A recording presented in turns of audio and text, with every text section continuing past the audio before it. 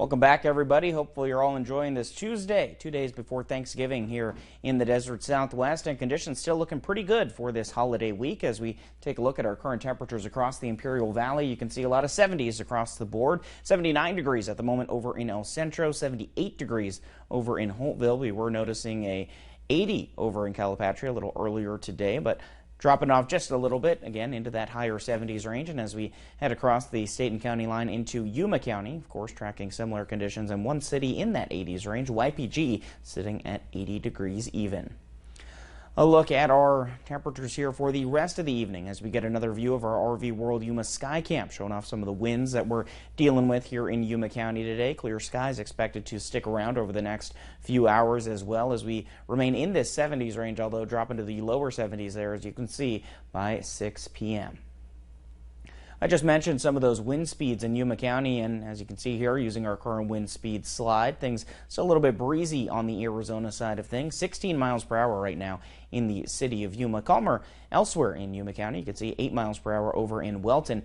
Meanwhile, over in the Imperial Valley, calmer conditions as well, as you see just 7 miles per hour for El Centro. And as we take a look at our future wind speeds, you can see that those calmer conditions are likely to get here for the rest of the evening and throughout most of our night tonight. A look now at our air quality index, sponsored by the Imperial County Air Pollution Control District. Good conditions across the entirety of Imperial County right now, thanks in part to those calmer wind speeds, so hopefully that green is here to stick around for the rest of the night.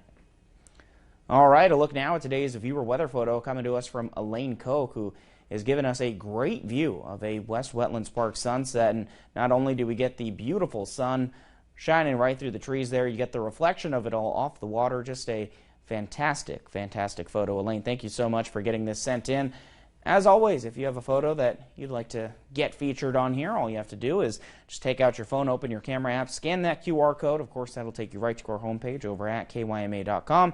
From there, just upload your very own photos, and then hopefully we can get you featured right here on the newscast. Taking a look at our 7-day forecast, sponsored as always by Imperial Valley Hyundai.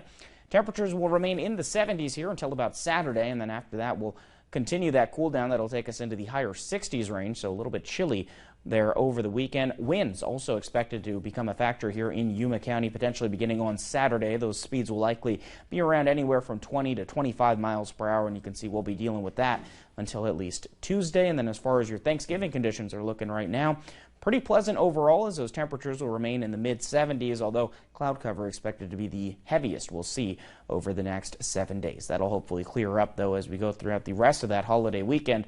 A look now at our 7-day forecast for the Imperial Valley, tracking plenty more of the same. We could be seeing a little bit heavier cloud cover tomorrow in the valley, and that'll eventually lead to the heavier cloud cover coming in on Thursday. Either way, though, that'll hopefully clear up as we go throughout the rest of the weekend. And then again, those temperatures still bringing us to the higher 60s range over the holiday weekend here in the desert Southwest. But again, overall conditions looking very good throughout the rest of this week, going into the weekend and even into next week. After we go through that little cool down that'll briefly take us to that higher 60s range, we'll be warming back up just a little bit into the 70s potentially by Tuesday.